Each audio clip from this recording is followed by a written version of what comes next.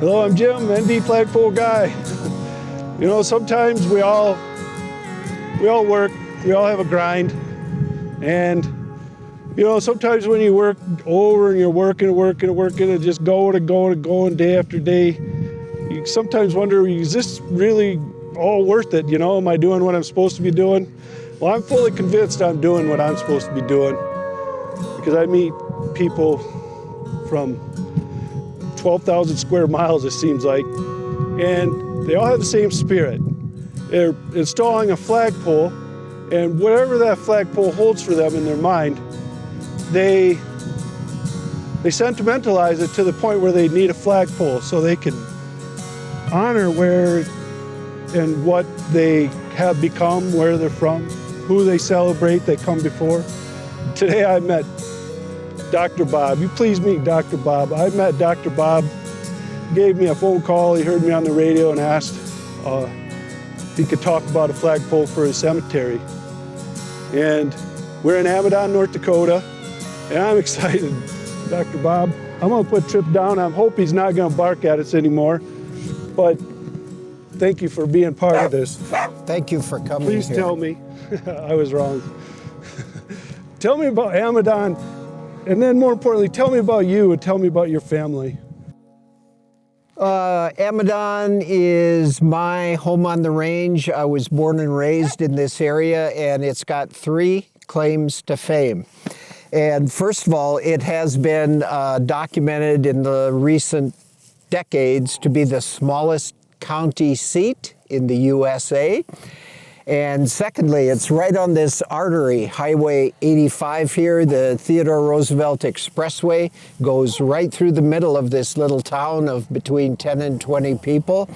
And what most people remember about Amadon is being surprised by a cop car hiding under a tree where you think, oh, I'm busted. I was speeding. I thought I was out in the middle of nowhere all by myself. But people know about the cop car, and then you look at the cop car and it's got a dummy inside, and you've been had. It's not too often you can call a sheriff's deputy a dummy and get away with it, even though I have. But in rural Slope County, North Dakota, there's an exception. An old Crown Victoria sits and waits to surprise speeders who may travel through the county seat of Amidon too fast. Although the actual sheriff says the town of Amadon is more known for its fairgrounds and church, many residents say the squad car usually sticks out as the most memorable. That's Amadon, the smallest county seat, and I was born and raised 10 miles from Amadon on a farm and ranch here, and it was my mailing address. It was our hometown, all 20 people of it. We went to church there. There was a grocery store, a bar. We had our county fairs there, our rodeos, our baseball team was there, etc. And it was the essence of rural living, farm ranch living, and growing up in just a pure Midwest culture. And I think it's fair to say this area was one of the last of the frontiers. In my early years, we didn't have indoor plumbing in our house. We used the outhouse, and rural electrification came in my early years, etc. So I remember when, and the stories the old-timers that are buried here used to pass down and tell us. This area became endeared to Teddy Roosevelt. Just right north of here, you have Medora, where he used to come out here as his preferred home and to basically reboot his spirit. And 5 miles south of here, we have the highest point in North Dakota. 5 miles west of here, we have rugged Badlands. We've got the Canada to Texas north-south Theodore Roosevelt Expressway right here. And that's the Rainy Butte 5 miles east of here.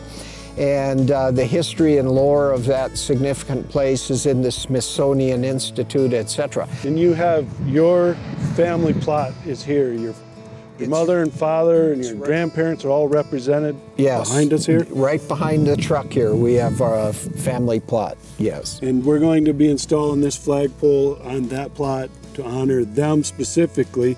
And then in the near future, we're going to install the flagpole on top, representing the cemetery. This week. This is a big week for us. And although the perimeter of the cemetery looks a little rough right now, you'll soon be visiting with a couple other gentlemen that we have been able in the last year to put together a committee, donations, fundraising, etc. And by this time next summer, we're going to have a new beautiful fence around the cemetery, new entry area, the new flags, and pass on the legacy that we were given of this beautiful spot that they chose here. You can see forever. There was a thing among the old-timers about being able to see your home place from where you were buried, and that had a lot to do with why they chose this prominent area here with this great visibility. But we hope that the flag will be seen far and wide, and as a symbol not only of the people's spirit who are buried here, but of our great, great nation. All right, so we're going to begin by taking this flagpole out of the tube and assembling it. Are you ready? I am so ready. Yeah, no, this a day I'll never forget, and I'm just, again, thankful you came, that you've done this, and this is just a really special day for me. Let's go.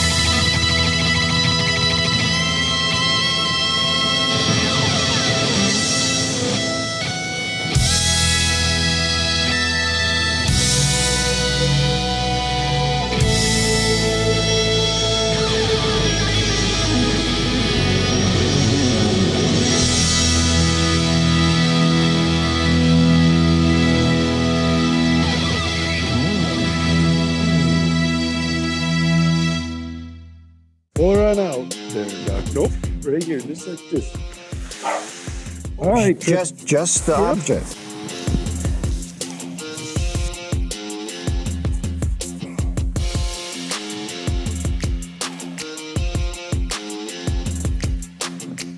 Put it up. Yep. All right, then come on down here.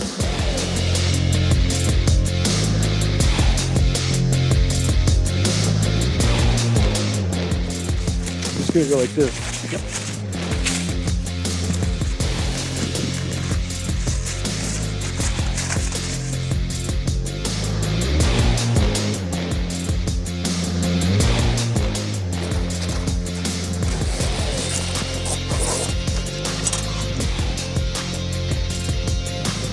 Turning into another beautiful day in North Dakota.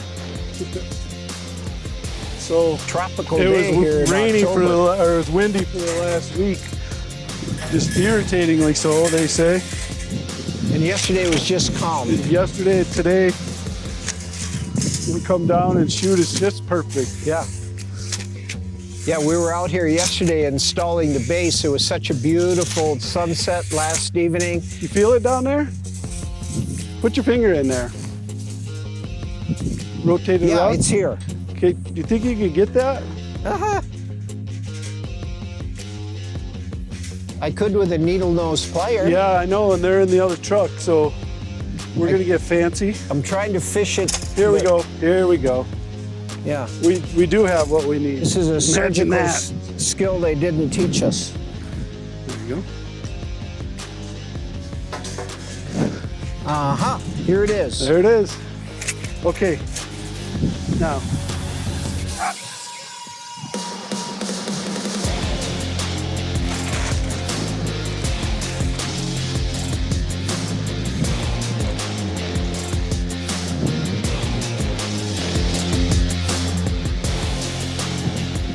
Okay, now we're gonna untangle it. Okay, then you can walk back.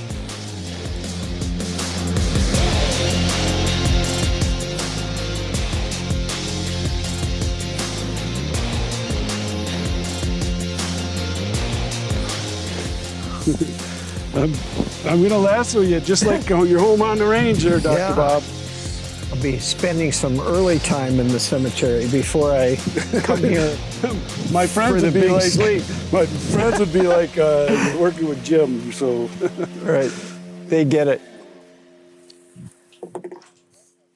all right, Dr. Bob. All we need to do is a couple tidy little things here with the pole. Alrighty. You mind picking that pole?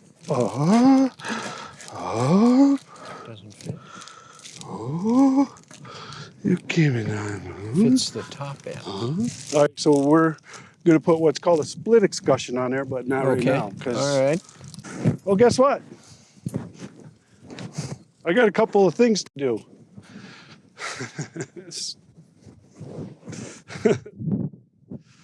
All right, where's the handle? Big wrench. Oh, crank handle. Right here.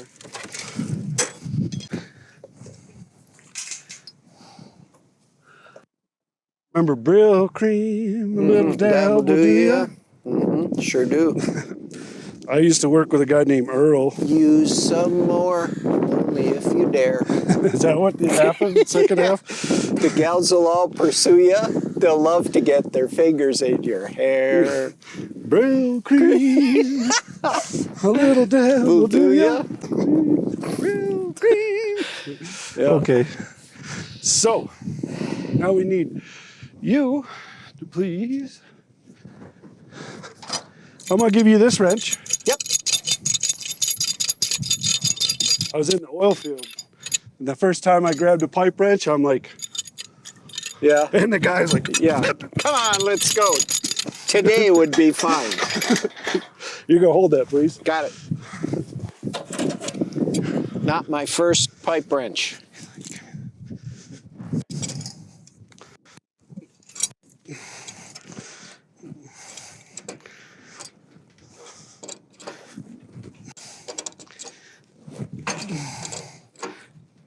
How's that, Dr. Bob? Feels snug here. In the rug? Okay. It's all good.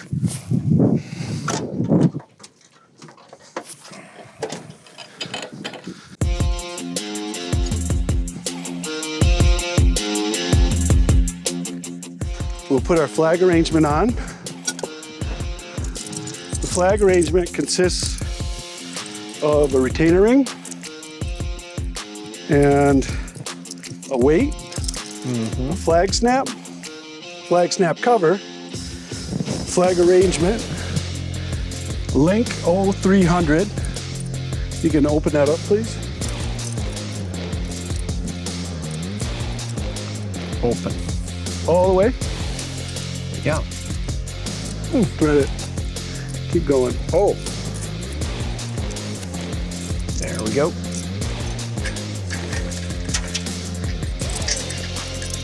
This is always the funnest part of the job when installing the hardware, installing the flag.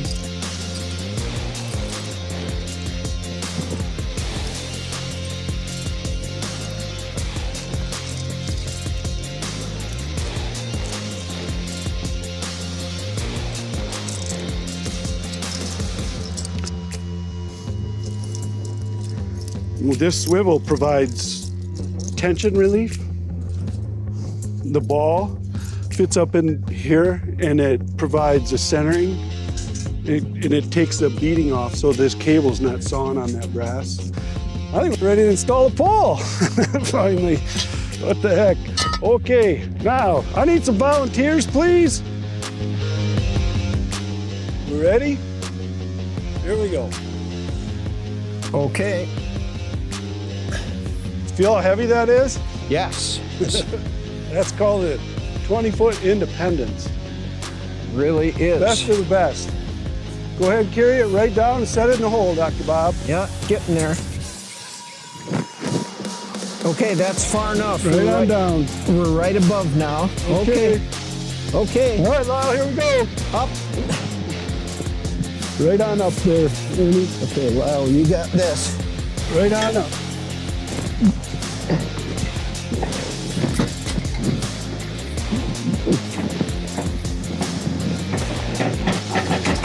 Yeehaw. All right. Now, we got center. You can hop off a minute.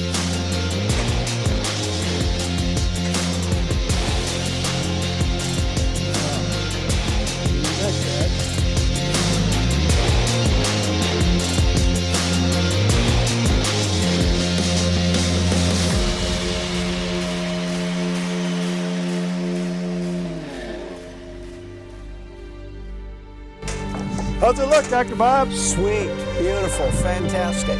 Yeah, as imagined. Yeah, it really looks great.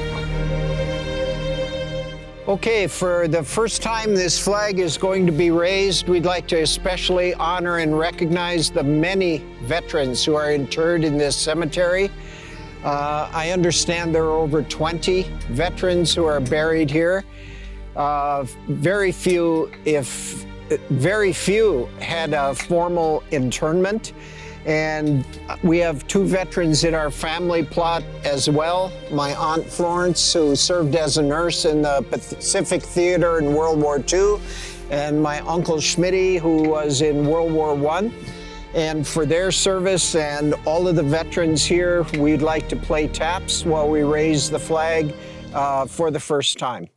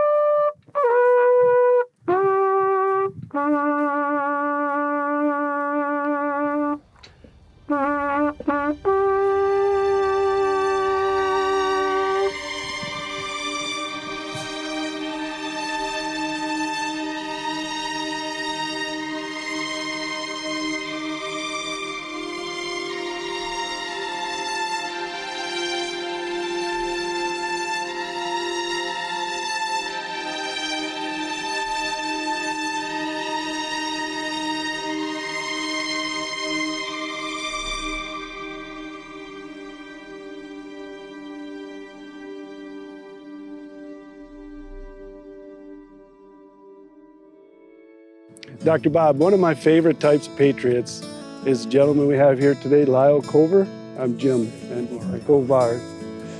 I understand you're from Amadon, born and raised, and your parents are buried right over here. I am 2.5 miles east of here is our ranch. And you too are born in one of the highest points in North Dakota.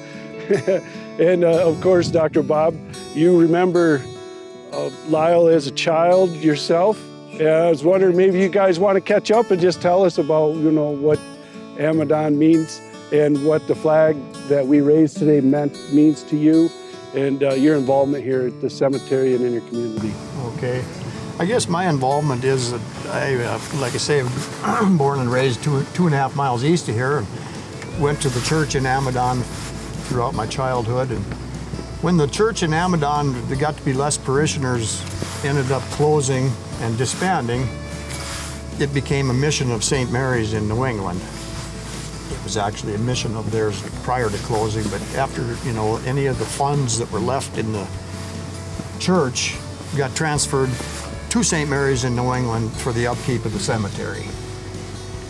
And anyway, over the years, the money depleted, and I became a member of the parish council at St. Mary's and took it upon myself to upgrade, and with Bob's encouragement, kind of do some improvements at the cemetery.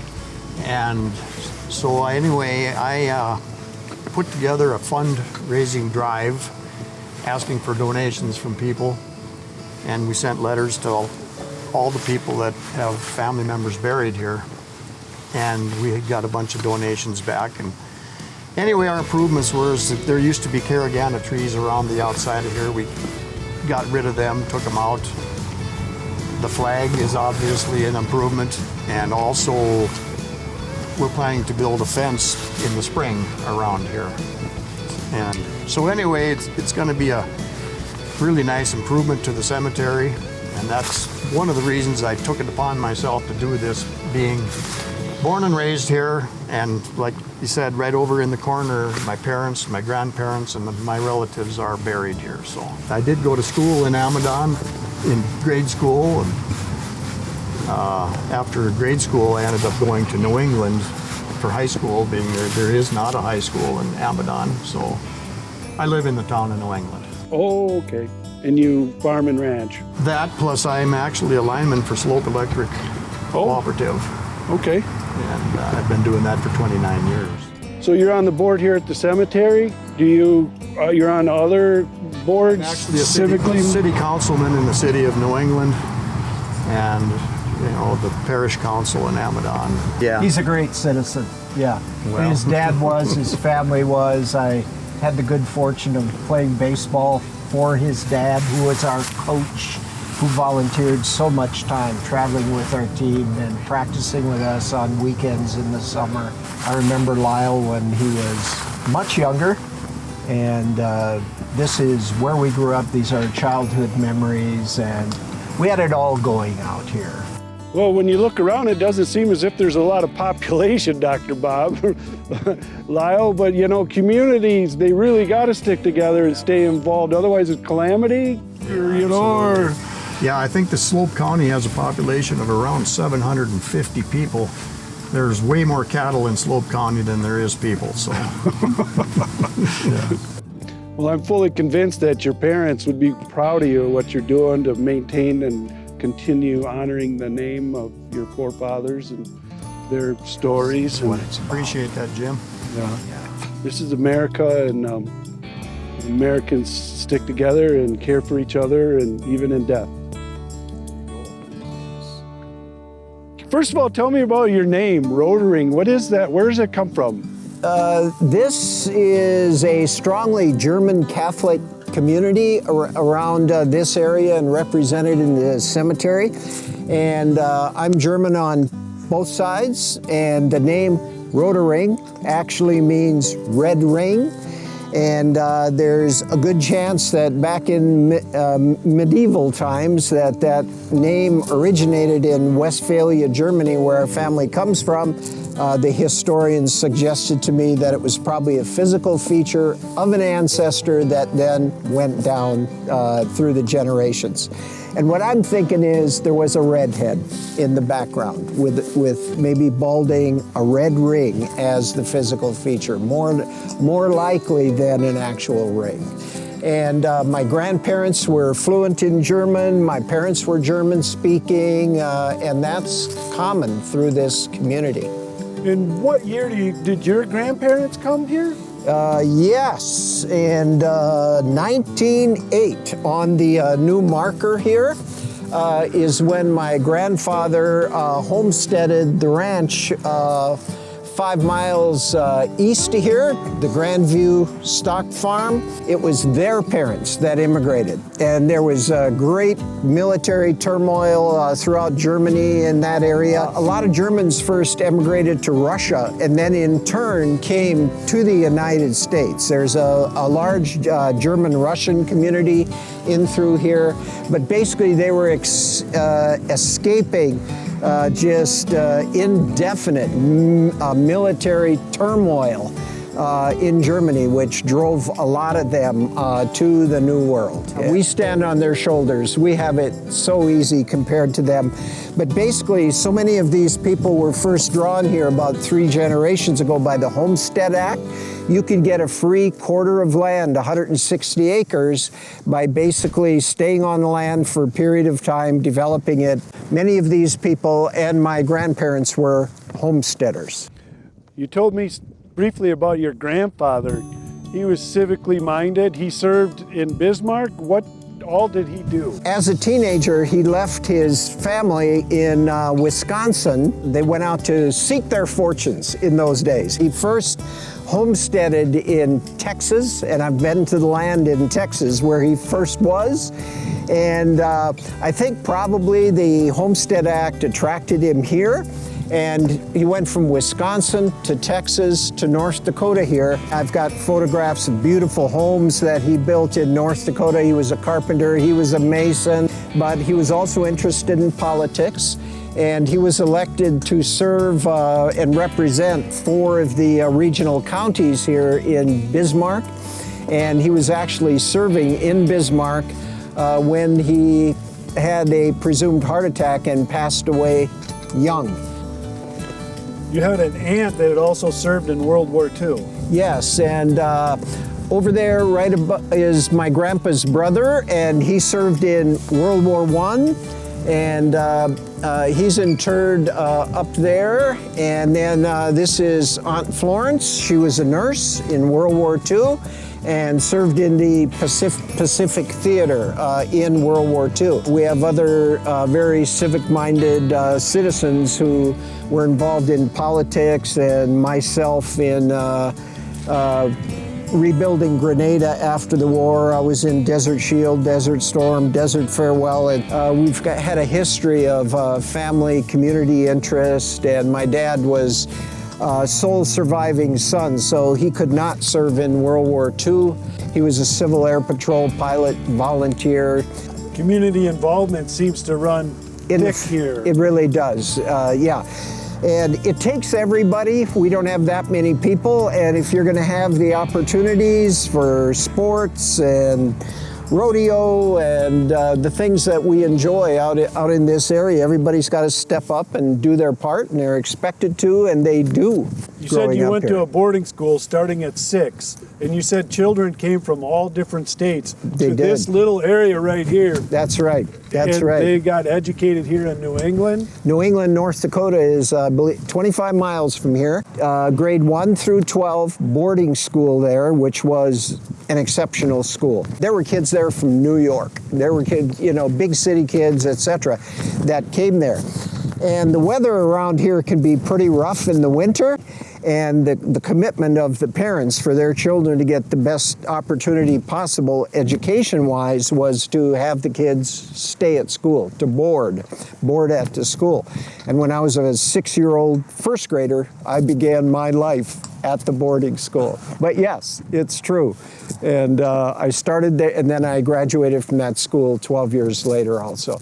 Couldn't have been a better school. I love that school, what it did for me, and fantastic experiences. I asked you about your resume, and I said, give me the quick 30-second rundown, and I think you were still speaking after about 5 minutes. And what an accomplished life you have, doctor. Heart surgeon? I trained in heart surgery. I never practiced it full time, but I did the formal fellowship and have that education. I was a certified surgeon. And people come from around the country to attend school here while you were young. Yes. And it's produced, I suppose, a lot of successfully minded people. National caliber people who competed on the national stage successfully and did very well. And this culture, this way of life, this tradition, this dedication to family, to country, to work, etc., has just served us so well and continues to this day. So the ledgers are all granite, and the old monument is behind you there, and this new monument symbolizes what the people lived for here. For God and country was homesteaded in 1908. All the ranches have a registered brand, and ours was R, reverse R, Robert Rotering, and our livelihood was farming, primarily spring wheat and also Angus beef cattle.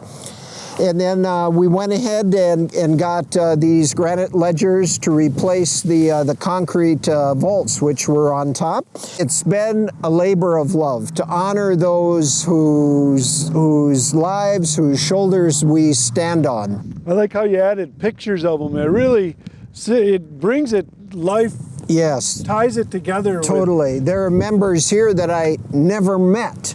And in researching this, to see a likeness and more about their lives, and it's now as if we have a living history. Well, you even included a bench and family photos. It's so nice to read the descriptions. And what's this one up here? Hey, I'm not going to let anybody mess this up, so I did it for myself.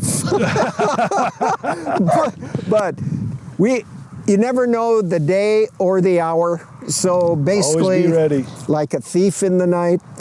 This is where I am going to rest when the time comes, and it's a brief bio, and everyone has a likeness. And I also threw in a little humor there. I'm still rodeoing, and that was a recent shovel race. So let me get. I see you're sitting on a grain shovel. That's right. And you're being pulled by a horse. Right. And you've got to stay on it, and you competed against a clock.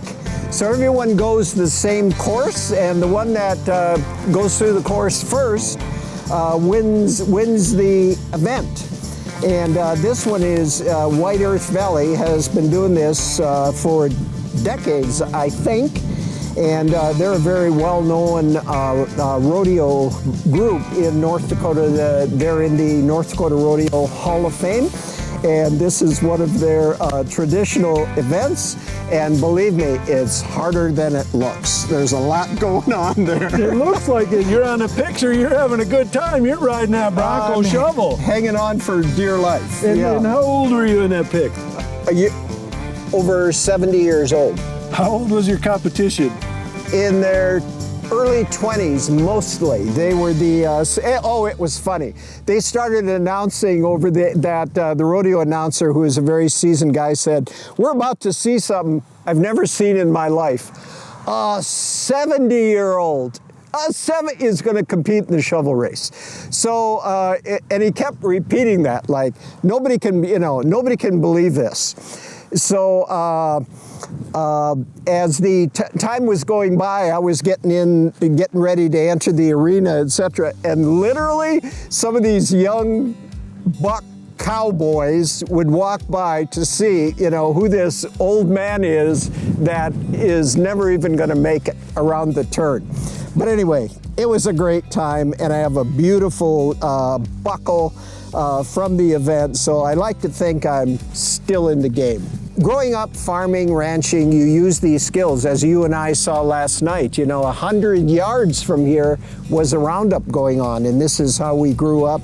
This is the culture of the area. There's a saying from a great writer, and I wish I could remember the name right now, but to have lived is to be able to return to where it all began and to know that place for the first time. And to me, to now, having lived all around the world and to realize what's truly special about this area, no place in the world has more beautiful sunsets, no place has more beautiful clouds, no place has a more beautiful sky or Milky Way, no place has more beautiful northern lights. And, our Badlands, Theodore Roosevelt knew all about, and it's right here. This is really a sweet spot on God's earth, and I was blessed to have grown up here, and I'm still glad to have some time to contribute to refurbishing our cemetery and honoring the people who I owe my life to. Thank you, Jim, for coming here. Well, it's been my pleasure, and probably the most memorable experience I got to have with you is being told by a 70-year-old doctor, "Let's go to McDonald's." You had to tell that. Yeah, all right. It was a treat for our hard work. I don't do it every day. It was a special treat. Even Tripper agrees. Let's live. Yeah. Thank you, Dr. Bob. Thank you for coming, for doing this work. Some call me a One more in the books. things I've done. Born with a heart of stone, fast with a gun.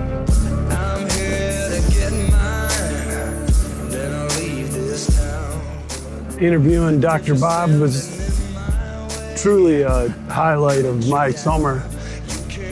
The man has done more things. He's got more degrees. He's got more accomplishments. He's a heart surgeon. He's 70. He did a shovel ride in a local rodeo. It's like, he just keeps, oh, I did this. And it's like, wow, he lived. I'm just amazed at people that grasp life. And, you know, a lot of times, a lot of people have a lot of opinions about what a person should be doing. And I suppose there's some credibility to that, but, you know, I think a person's got to feel it out for themselves and bounce off the walls a little bit. But America's a place where you can succeed. You just don't stop. The only way to fail is to quit. I'm just honored to meet Dr. Bob.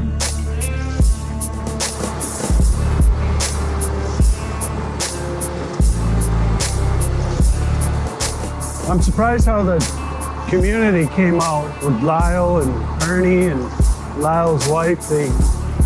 I was surprised to see there were people there that wanted to be a part of it. I like hearing their stories, you know, because it was just 3 or 4 short generations ago, this land was homesteaded. And to hear the stories of what they went through to, you know, try and harness this land. You look around, there's no trees. Basically, all the trees you see in this area kind of were planted and brought to this state. And boy, so they give you 160 acres and say, here you go. You got to stay on it for 5 years, it's yours. Boy, you get off the train and you maybe get a horse and ride up here and you look around, and I'm sure it would have been quite interesting to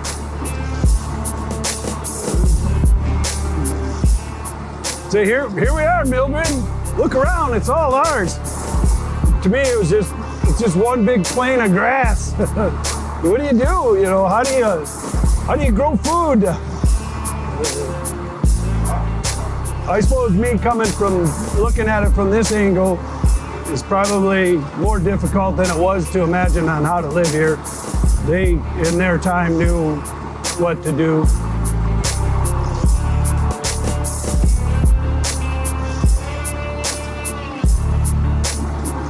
I guess spring wheat grows pretty good here, and cows.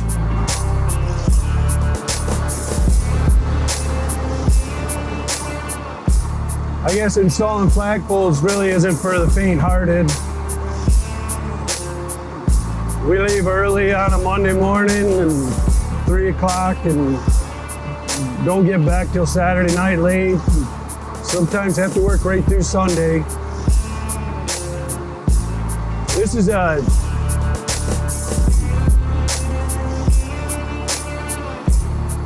This job is seasonal. We don't install flagpoles in the winter time when the ground is frozen, so you try and get as many flagpoles you can in during the summer. Well, this summer has been a little bit different with election season. There seems to be quite a groundswell of people from the bottom.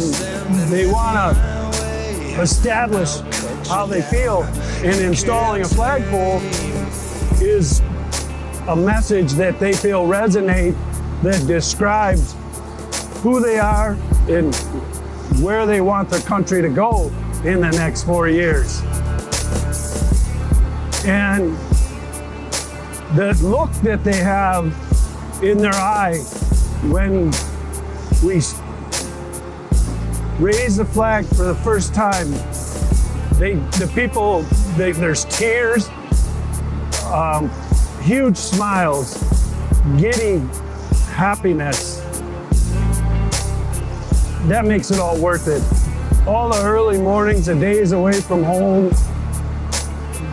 just makes it worth it. Today was a wonderful time for me to remember that this world, this time right now is not about us.